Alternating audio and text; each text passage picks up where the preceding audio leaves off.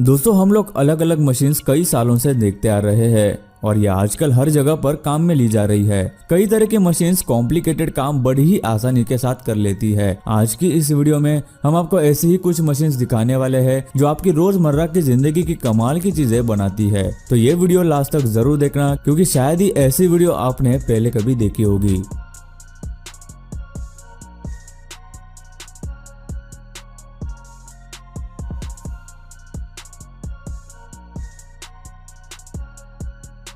दोस्तों ऐसे ही और वीडियोस देखने के लिए आप उस लाल कलर के सब्सक्राइब बटन को दबाकर बाजू वाली बेल पर क्लिक करके ऑल का ऑप्शन जरूर सिलेक्ट करें।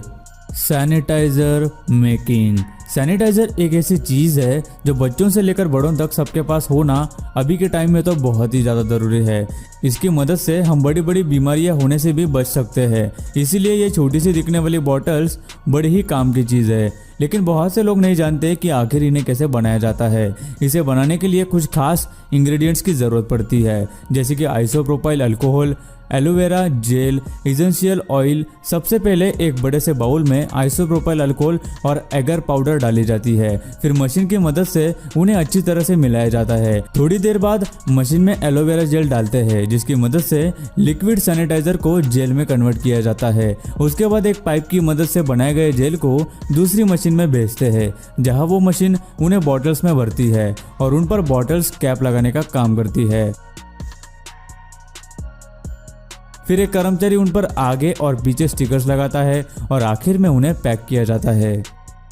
Toothpaste making process. टूथपेस्ट एक ऐसी चीज है जिसे हम रोजाना की जिंदगी में इस्तेमाल करते हैं और ये हमारी डेली लाइफ में बहुत ही जरूरी भी होती है, जिससे हमारे दांत सफेद और फ्रेश रहते हैं और इसकी मदद से हम मसूड़ों में होने वाली बीमारियों से बच सकते हैं। लेकिन आपने कभी सोचा है कि जो चीज हम रोजाना इस्तेमाल कर रहे हैं वो आखिर बड़ी बड़ी कंपनियों में किस तरह से बनाई जाती है? इसे बनाने के लिए सबसे पहले black pepper, long paper, dry ginger powder और टोमर सीड्स इन इंग्रेडिएंट्स की जरूरत पड़ती है, जिन्हें एक ग्राइंडिंग मशीन में डालते हैं। जब इन्हें ग्राइंड करके पाउडर बन जाती है तो उन्हें उबलते हुए पानी में डालते हैं।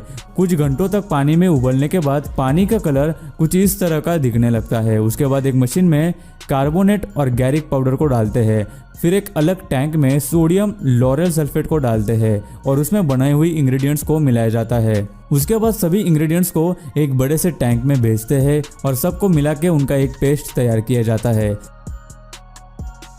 उसके बाद उसमें सॉर्बिटल पाउडर मिलाई जाती है। इस पाउडर की यह खासियत है कि जब भी टूथपेस्ट ट्यूब्स में भरते हैं तब पेस्ट ट्यूब्स के अंदर सक नहीं होता। ये सब होने के बाद टूथपेस्ट पूरी तरह से तैयार हो जाती है, जिसे इन बड़े बड़े टैंक्स में स्टोर करके रखा जाता है। फिर तैयार हुई टूथपेस्ट को जहाँ एक मशीन में खाली ट्यूब्स डाली जाती है, फिर उन ट्यूब्स को आगे ले जाया जाता है, जहाँ उन ट्यूब्स में 2 पाइप्स की मदद से पेस्ट को फिल किया जाता है। फिर ट्यूब्स को हीट से प्रेस करके दबाया जाता है। प्रेस करने के बाद मशीन ट्यूब्स को बाहर निकालती है और उन पर कैप लगाने का काम किया जाता है।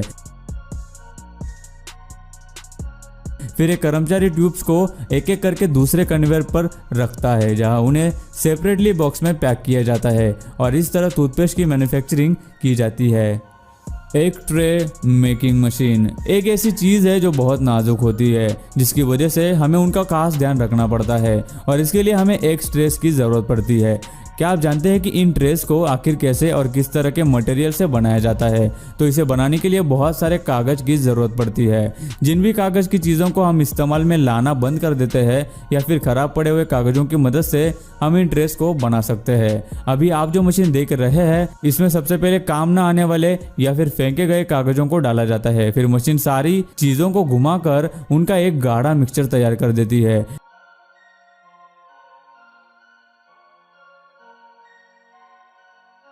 बाद में तैयार किए गए मिक्सचर को दूसरे मशीन में डाला जाता है, जहां वो मशीन एक मोल्ड्स को मिक्सचर के अंदर एक बार डीप करती है और कुछ ही सेकंड्स में ट्रे बनकर ऊपर आती है और एक कर्मचारी मोल्ड्स में से तैयार किए गए ट्रेस को बाहर निकालता है, जिन्हें एक ट्रॉली में रखा जाता है।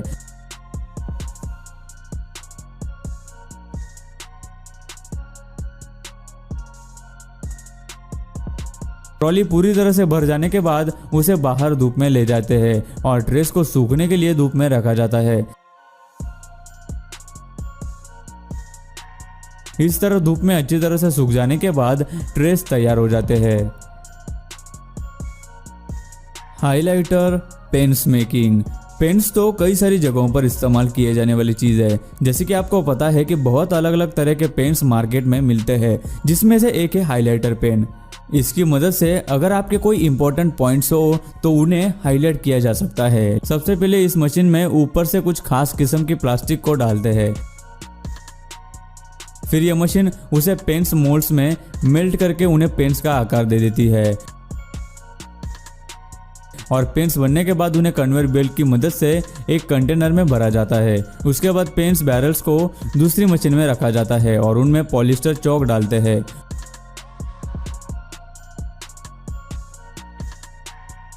और उन्हें ऊपर से कैप लगाकर पैक किया जाता है। आगे उन्हें इंक भरने के लिए ले जाया जाता है, जहां एक मशीन पॉलिस्टर में इंक इंजेक्ट करने का काम करती है। उसके बाद उन पर एक मशीन की मदद से पेन निप्स लगते हैं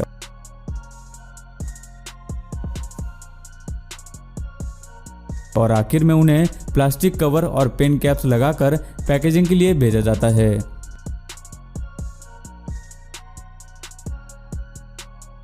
एल्यूमिनियम फॉइल। एल्यूमिनियम फॉइल एक ऐसी चीज़ है जिसे बहुत से लोग इस्तेमाल करते हैं। ज़्यादातर जब भी खाने की कोई चीज़ कहीं ले जानी हो, जैसे कि जॉब पर या स्कूल में, तब इसका इस्तेमाल खाने को गर्म रखने के लिए किया जाता है। अभी हम आपको बताएंगे कि आखिर इसे कैसे बनाया जाता है। सबसे पहले एल्यूमिनियम के बड़े बड़े ब्रैकेट्स की ज़रूरत पड़ती है। आगे उन्हें एक मेल्टिंग मशीन में डाला जाता है, जहां मशीन उन्हें मेल्ट करके लिक्विड फॉर्म में कन्वर्ट करती है।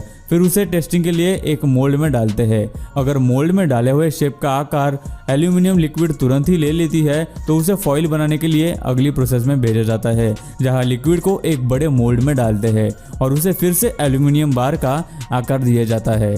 फिर उस बार को एक रोलिंग मशीन में डालते हैं, जहां मशीन उसे 250 डिग्री गर्म रोलर्स द्वारा दबा देती है। वहीं पर उनके ऊपर ऑयल को भी डाला जाता है, जिसकी मदद से बार्स की थिकनेस कम हो जाती है। लेकिन बार की थिकनेस और कम करने के लिए उसे उन रोलर्स में 12 से 15 बार गुजरना पड़ता है, जिसकी मदद से बार की थिकनेस 6 सेंटीमीटर इतनी हो जाती है। उसके बाद उसे एक कन्वेयर बेल्ट की मदद से आगे भेजते हैं, जहां एक रोलिंग मशीन बार्स को रोल करने का काम करती है, जिससे एल्यूमिनियम की थिकनेस और भी कम हो जाती है और आखिर में एल्यूमिनियम इतना बारीक हो जाता है कि जिससे एल्यूमिनियम फॉइल बनाई जाती है। Earbuds making. आजकल बहुत से घरों में ईयरबड्स इस्तेमाल होते हैं, जिसका इस्तेमाल कान में जमी हुई गंदगी को निकालने या फिर किसी जख्म को साफ करने के लिए किया जाता है। इस वीडियो में हम आपको दिखाने वाले हैं कि इन्हें बड़ी बड़ी फैक्ट्रीज में किस तरह से बनाया जाता है। अभी आप जो मशीन देख रहे हैं वो एक ही मशीन बर्ड्स को पूरी तरह से बनाने का काम करती है। सबसे पहले इसमें प्योर कॉटन की 2 पट्टियों को डालते हैं। उसके बाद उन्हें ग्लू से बाहर निकाला जाता है।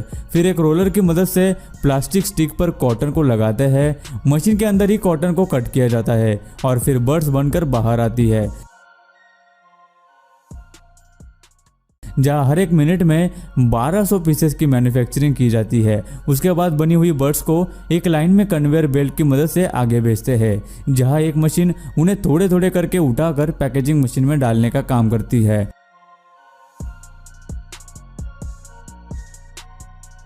उसके बाद एक कर्मचारी उन्हें प्लास्टिक में पैक करने का काम करता है और इस तरह से ईयरबड्स बनाई जाती है। गाइस, नेक्स्ट है पॉल्यूशन मास्क मेकिंग प्रोसेस। आज के दौर में मास्क पहनना बहुत ही ज़रूरी होता है। आजकल हवा में बहुत पोल्यूशन और तरह तरह के जीवाणु मौजूद होते हैं, जिससे हमें तरह तरह की बीमारियां हो सकती है। लेकिन ये मास्क पहनकर हम बड़ी बड़ी बीमारियां होने से खुद को आसानी से रोक सकते हैं। लेकिन आप में से बहुत से लोग हैं जो ये नहीं जानते कि मास्क किस तरह से बनाए जाते हैं। सबसे पहले कुछ खास तरह की 3 कॉटन लेयर्स को एक मशीन में भेजा जाता है। उसके बाद मशीन उन्हें 1 सेंटीमीटर फोल्ड करके स्टिच करने का काम करती है। आगे उन्हें मास्क के साइज में कट किया जाता है। यह सब होने के बाद उन पर मास्क के पीछे लगने वाले रबर को भी स्टिच किया जाता है।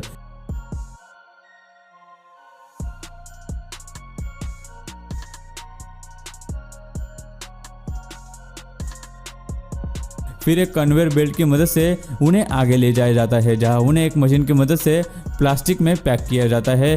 खास बात तो यह है कि ये मास्क बनाने के लिए सिर्फ एक मशीन ही काफ़ी है और ये एक मशीन एक दिन में हजारों मास्क बना सकती है।